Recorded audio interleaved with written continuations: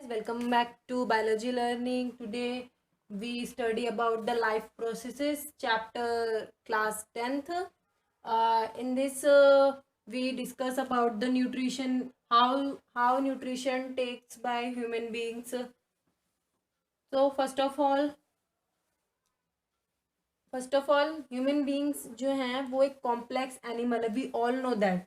हाँ, कि human beings जो है एक उनका जो सिस्टम है या वो बहुत ही कॉम्प्लेक्स है, वो कोई सिंगल सेल के नहीं है, वो मल्टी सेलुलर है, बहुत सारे सेल्स का है और बहुत सारे तरीके की अलग अलग टिश्यू हैं। तो मतलब इन सब और इतने सारे ऑर्गन हैं, तो हर ऑर्गन का अलग अलग काम है, तो ये बहुत ही कॉम्प्लेक्स एनिमल है ह्यूमन बींग, जो कि विच हैव अब वो एनिमल कॉम्प्लेक्स है तो उसका डाइजेस्टिव सिस्टम भी कॉम्प्लेक्स होगा। तो it is composed of alimentary canal. तो इसमें क्या है, डाइजेशन के लिए, डाइजेस्टिव सिस्टम के लिए इसके पास, ह्यूमन बींग्स के पास एलिमेंट्री कैनाल होते हैं और कुछ एसेसरी ग्लैंड्स भी होते हैं जिनकी वजह से वो डाइजेस्ट हो पाते हैं। तो एलिमेंट्री कैनाल जो है डिवाइड है किसमें, oesophagus, mouth, stomach, small intestine, large intestine, rectum and anus, इन चीज़ों में डिवाइडेड है क्या, एलिमेंट्री कैनाल। तो और भी चीज़ें हैं, salivary gland, liver and pancreas जो हैं, ये तीनों ये भी एसेसरी ग्लैंड हैं। ये ग्लैंड है जो कि आउटसाइड द एलिमेंट्री कैनाल पाए जाते हैं। अब हम स्टार्ट करते हैं एलिमेंट्री कैनाल को अच्छे से डिटेल में पढ़ना। तो सबसे पहले हमारे पास, हम जब खाना लेते हैं तो हम अपने मुंह में डालते हैं, माउथ में डालते हैं। माउथ को बक्कल कैविटी भी बोला जाता है, buccal cavity. Mouth has teeth, mouth पे टीथ होते हैं, वी ऑल नो दैट कि we have teeth, tongue and some salivary glands. तो टंग जो है वो क्या काम करती है, टर्निंग ओवर द फूड के ऊपर टर्न करेगी, घूमेगी और उसमें सलाइवा को अच्छे से मिक्स कर लेगी और उसको सॉफ्ट बना देगी उस फूड को। जैसे हमने खाया तो हमारी टंग जो है वो उसके फूड के ऊपर रोल करेगी और उसको सलाइवा से मिक्स करेगी अच्छे से और उसको खाने को सॉफ्ट बना देगी। टीथ का क्या काम है, टीथ क्या करता है कि ब्रेकिंग ऑफ फूड को, अब हमने इतना बड़ा बड़ा पीस खाते हैं, हमको पता है कि हमारी जो एलिमेंट्री कैनाल है या जो ईसोफेगस है वो बहुत ही छोटा सा है, तो इतना बड़ा बड़ा नहीं जा पाएगा। तो उसको क्या करता है, टीथ च्यूई करके उसको ब्रेक डाउन करता है और उसको किस में कन्वर्ट कर देता है, स्मॉलर पार्टिकल्स में। अब उसके बाद क्या आ गया, हमने टंग का पढ़ लिया कि वो सलाइवा को मिक्स करता है। तो सलाइवा में कुछ ऐसे, सलाइवा जो है वो कहाँ से निकल रहा है, वो सलाइवरी ग्लैंड से निकलता है। किससे निकलता है, सलाइवरी ग्लैंड से। तो वो क्या करता है, सलाइवरी ग्लैंड का काम क्या है कि वो हमारे फूड को स्लिपरी बनाता है। स्लिपरी मतलब फिसलने वाला, उसको स्लिपरी बोलते हैं। तो वो हमारे फूड को स्लिपरी बनाता है, जो कि ताकि हम इजीली स्वॉलन कर सकें उस फूड को। तो सलाइवरी ग्लैंड्स के अंदर कुछ इंजाइम्स होते हैं। सबसे पहले मेन इंजाइम हमारा ये है सलाइवरी अमाइलेज। क्या है, सलाइवरी अमाइलेज। इसका काम क्या है कि हमारे स्टार्च को, हमारे फूड के हमने जो फूड खाया है या जो भी हमने इनटेक किया है, तो अगर उसमें स्टार्च प्रेजेंट है तो उसको क्या करेगा, सलाइवरी अमाइलेज जो है वो कन्वर्ट कर देगा सुक्रोज में। किस में कन्वर्ट कर देगा, सुक्रोज में। माउथ का तो पढ़ लिया कि माउथ में कैसे काम होता है और टीथ का, टंग का क्या फंक्शन है। अब नेक्स्ट है हमारे पास ईसोफेगस। ईसोफेगस को हम और भी क्या बोलते हैं, फूड पाइप बोलते हैं, जिसमें से खाना जो है वो माउथ से स्टमक के बीच की एक लाइन है, उसको हम ईसोफेगस और फूड पाइप बोलते हैं। तो देखो इसमें लिखा हुआ है टेकिंग फूड, ये फूड लेता है। अब हमने माउथ में उसका सलाइवा मिक्स हो गया, सलाइवरी अमाइलेज से उसका ब्रेक डाउन भी हो गया। अब उसके बाद क्या होगा, वो फूड जाएगा माउथ से स्टमक में, स्टमक में जाएगा। कैसे जाएगा, पेरिस्टाल्टिक मूवमेंट। अब ये पेरिस्टाल्टिक मूवमेंट क्या है, पेरिस्टाल्टिक मूवमेंट एक क्या है कि रिदमिक कॉन्ट्रैक्शन। रिदमिक मतलब जो मतलब एक जैसा हो रहा हो, एक टाइम के बाद फिर से वही चालू हो, ऐसी कॉन्ट्रैक्शन। कॉन्ट्रैक्शन क्या है, सिकुड़ना। अगर हम हिंदी में बोले तो कॉन्ट्रैक्शन मतलब सिकुड़ना। तो रिदमिक कॉन्ट्रैक्शन, अब मान लो पहले of muscles of the lining of the alimentary canal की लाइनिंग जो है उनकी मसल का रिदमिक कॉन्ट्रैक्शन होता है जो कि फूड को आगे फॉरवर्ड करता है। इसको हम पेरिस्टाल्टिक मूवमेंट बोलते हैं। अब हम एक डायग्राम से मान लो ये हमारी एलिमेंट्री या ईसोफेगस की लाइन है, ठीक है, और यहाँ पर ये लाइनिंग है, तो ये यहाँ पर फूड अभी यहाँ पर है, फूड है। अब ये क्या करेगा, रिदमिक कॉन्ट्रैक्शन क्या हुआ, जब ये फूड इधर आया तो ये लाइन क्या हो गई, मुड़ गई, बाकी सब सीधी है। फिर ये जो है, अब फूड जो है नीचे गया, फूड नीचे आया तो ये क्या हो गया, ये ऊपर का ठीक हो गया, नीचे का ऐसे हो गया, तो ऐसे ऐसे जैसे। फिर अब ये नीचे जाएगा तो यहाँ पर मोटा हो जाएगा और फिर ऊपर का सही होता जाएगा। तो इसको हम रिदमिक कॉन्ट्रैक्शन पेरिस्टाल्टिक मूवमेंट बोलते हैं। अब थर्ड है हमारे पास स्टमक। अब स्टमक हमने बता दिया, माउथ से ईसोफेगस के होते हुए रास्ते से स्टमक में पहुंच गया। अब स्टमक क्या, एक बैग लाइक ऑर्गन है जो कि बहुत ही मस्कुलर है, उसकी वॉल्स जो है वो बहुत मस्कुलर है, जिसकी वो क्या हेल्प करते हैं, चर्निंग ऑफ द फूड में। तो अब वॉल, स्टमक की वॉल जो है वो एक एसिड रिलीज करती है जिसका नाम है हाइड्रोक्लोरिक एसिड। इसको हम HCl HCl इसकी शॉर्ट फॉर्म है, शॉर्ट फॉर्म इसका नेम है HCl, जो कि कौन रिलीज करता है, स्टमक की वॉल्स। और इसका काम क्या है HCl का, कि किल करना जर्म्स को जो कि फूड के अंदर प्रेजेंट हैं, ऐसे जर्म्स को मारना, किल करना जो कि फूड में प्रेजेंट हैं। अब क्या करते हैं, इट मेक्स द स्टमक। अब हाइड्रोक्लोरिक एसिड HCl जो है वो क्या काम करता है कि हमारे स्टमक का मीडियम, मतलब मीडियम उसको एसिडिक रखता है। हम बोलते हैं पेट में एसिड है, एसिड है, तो क्या है कि उसको कौन रखता है, कौन एसिडिक बनाता है, ये HCl, क्योंकि इसके नाम में ही एसिड है। तो इसलिए हमारे पेट में एसिड होता है जो कि अच्छा है। ये क्यों ज़रूरी है, ताकि हमारे यहाँ पर जो गैस्ट्रिक एंजाइम्स हैं हमारे पेट में, मतलब हमारे पेट में एंजाइम्स हैं, उनको वर्क करने के लिए उनको ऐसा मीडियम, एसिडिक मीडियम चाहिए। तब उन सबको प्रोवाइड करवाता है एसिडिक मीडियम, कौन है, HCl। HCl कहाँ से रिलीज हो रहा है, स्टमक की वॉल से, ताकि गैस्ट्रिक एंजाइम जो है वो काम कर सके। इसलिए हमारे स्टमक का मीडियम जो है ज़रूरी है एसिडिक होना। अब स्टमक से क्या हुआ, गैस्ट्रिक ग्लैंड है जो कि सिक्रीट करते हैं गैस्ट्रिक जूस। अब कौन कौन 3 टाइप के जूस सिक्रीट होते हैं, पेप्सिन, HCl जो कि मैंने अभी थोड़ा इसका HCl के बारे में बताया, और म्यूकस। पेप्सिन का काम क्या है, ये आधा प्रोटीन डाइजेस्ट कर देता है, मतलब कुछ पार्ट प्रोटीन का, एकदम से पूरा प्रोटीन डाइजेस्ट यही नहीं हो जाता, कुछ पार्ट जो है प्रोटीन का वो पेप्सिन पे इतनी ताकत है कि वो उसको डाइजेस्ट कर लेता है इस जूस में। HCl जो है, क्या मैंने बताया कि मीडियम, एसिडिक मीडियम बनाता है हमारे स्टमक का। म्यूकस क्या है, म्यूकस जो है inner lining of the stomach है। अब स्टमक हमारा कुछ मतलब कुछ है बैग लाइक ना वैसे में, तो उसकी जो लाइनिंग है, मतलब ये लाइनिंग है,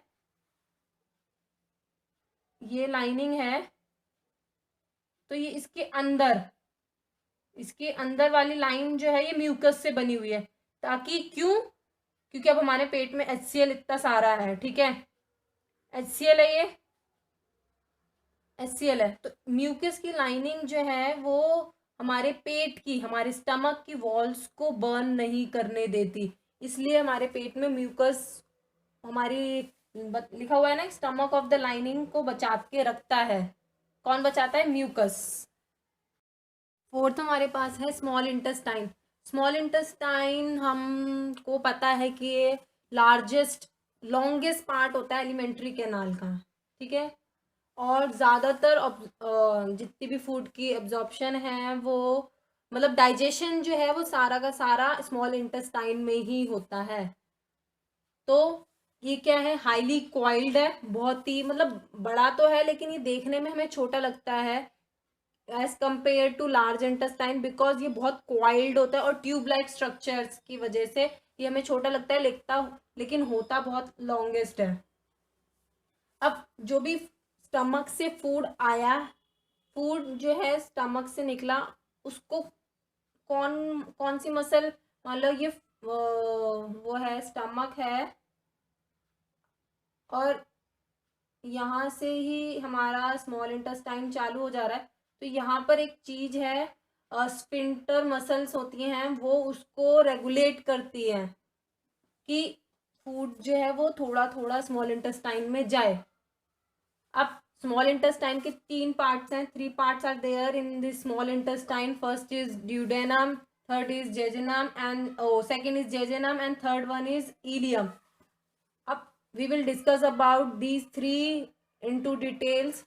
लेट उससे पहले हम क्या करते हैं कि हम पढ़ लेते हैं लीवर के बारे में। लीवर और पेनक्रियाज ये भी बहुत इंपॉर्टेंट है उसमें, इसलिए हम इसको कर रहे हैं। लीवर जो है एक लार्जेस्ट ऑर्गन, अगर पूछा जाए कि लार्जेस्ट ऑर्गन कौन है तो हमारा लीवर है। अगर पूछा जाए लॉन्गेस्ट कौन है तो हमारा स्मॉल इंटेस्टाइन होता है।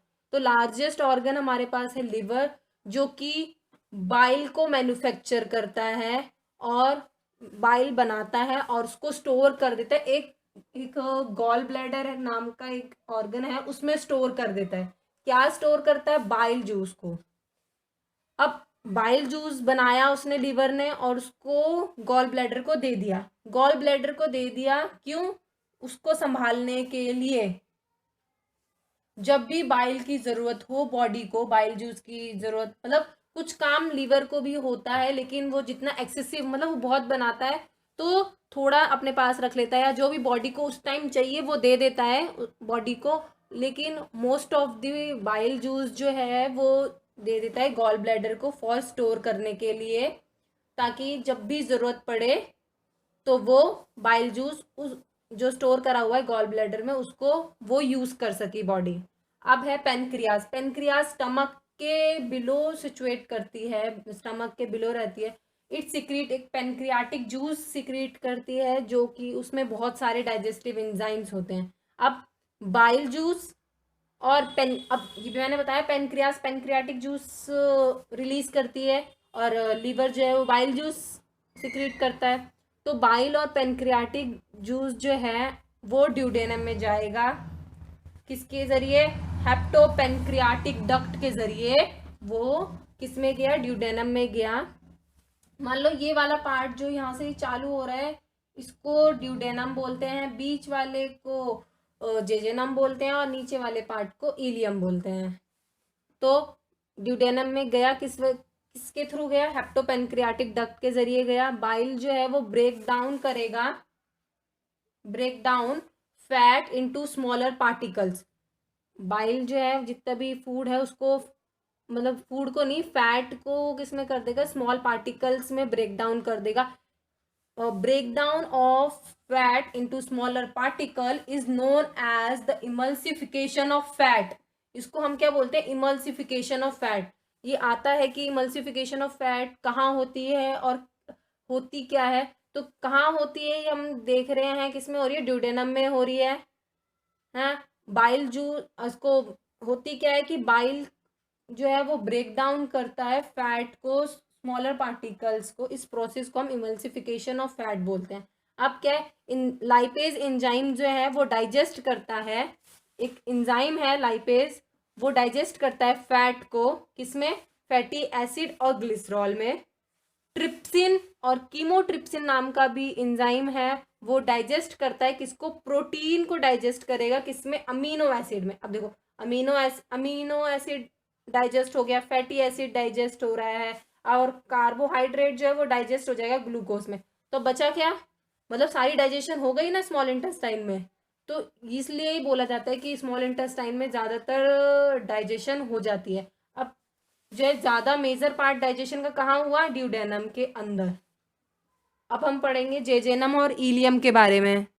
क्या है कि इलियम भी जो स्मॉल इंटेस्टाइन का पार्ट है, इलियम को प्रोटेक्ट करता है by fingers, finger like projection, जिसको हम बोलते हैं विलाय। अब विलाय जो है वो किसमें काम? मान लो अगर ये है, ठीक है, एक लेयर जा रही, ये इलियम की लाइन जा रही है, तो इसमें एक छोटे छोटे से फिंगर लाइक प्रोजेक्शन है जिसको हम बोलते हैं विलाई। ये किस में काम आता है? एब्जॉर्प्शन में। एब्जॉर्प्शन में हेल्प करता है ये। और क्या करता है? रिड्यूस द, अब मान लो ये भी है, ठीक है, इतनी सी पाइप, इतनी सी वो है, अब ये इतना इतना इसने विला ही हो गया, तो इसका सरफेस मतलब इसका जो ल्यूमेन है वो कम हो गया। अब ल्यूमेन कम होने से क्या होगा कि इसलिए कम होता है क्योंकि रिड्यूस कर देता है। क्यों? क्योंकि जो है फूड जो है वो अच्छे से stay for a longer duration in it, ताकि जो है स्मॉल इंटेस्टाइन में फूड जो है वो ज़्यादा देर तक वहां पर रहे। कहाँ पर रहे? स्मॉल इंटेस्टाइन के अंदर, और अच्छे से उसका डाइजेशन हो पाए। अब जेजेनम जो है एक मिड सेक्शन है स्मॉल इंटेस्टाइन का। अब मैंने एक रफ डायग्राम सा बनाया हुआ है। अब ये जो कर्व वाले हैं ये स्मॉल इंटेस्टाइन है, ये वाली जो ये लाइन जा रही है ये लार्ज इंटेस्टाइन है। अब स्मॉल इंटेस्टाइन के भी मैंने 3 पार्ट्स बताए। ऊपर वाला ड्यूडेनम, मिड पार्ट जो है वो जेजेनम कहलाता है, और नीचे वाला इलियम कहलाता है। अब हमारे पास नेक्स्ट है हमारे पास लार्ज इंटेस्टाइन। लार्ज इंटेस्टाइन क्या है? ये स्मॉल इंटेस्टाइन से छोटा है। इसमें जो है कि अनडाइजेस्ट, अब जितना भी डाइजेस्ट होना था वो यहाँ पर हो गया। एब्जॉर्प्शन कहाँ हुई? इलियम में एब्जॉर्प्शन हो गया, ठीक है। और जितना भी अनडाइजेस्टेड फूड बचता है अब स्मॉल इंटेस्टाइन से, वो सारा कहाँ चला जाता है? लार्ज इंटेस्टाइन में। वहां पर क्या होता है कि कुछ वाटर और कुछ सॉल्ट जो है वो वहां की लार्ज इंटेस्टाइन की वॉल्स जो है वो उसको अब्जॉर्ब करती है। क्या अब्जॉर्ब करती है? Water and salt. सॉल्ट को एब्जॉर्ब कर लेती है। अब जितना उसने एब्जॉर्ब करना था लार्ज इंटेस्टाइन ने उतना एब्जॉर्ब कर लिया, सॉल्ट एंड वाटर, और जितना भी अनडाइजेस्ट फूड था वो आ गया लार्ज इंटेस्टाइन। उसके बाद क्या होगा कि जितना भी अनडाइजेस्टेड फूड है वो कहाँ जाएगा? रेक्टम में, और रेक्टम से क्या होगा? एक्सपेल आउट होगा, किससे? थ्रू अनस से। ये हो गया हमारा इजेशन। हमने प्रोसेस पढ़े थे, इंजेशन, डाइजेशन, अब्जॉर्प्शन, फिर इजेशन। तो ये अब हमारा इजेशन हो गया। तो जितने भी हमें न्यूट्रिएंट्स हमने खाए थे वो हमने देखा कैसे अब्जॉर्ब हो गया, कैसे डाइजेस्ट हुआ। तो इस तरीके से ह्यूमन बींग्स को न्यूट्रिशन मिलता है। Thank you. होपफुली आपको मेरी वीडियो अच्छी लगी होगी।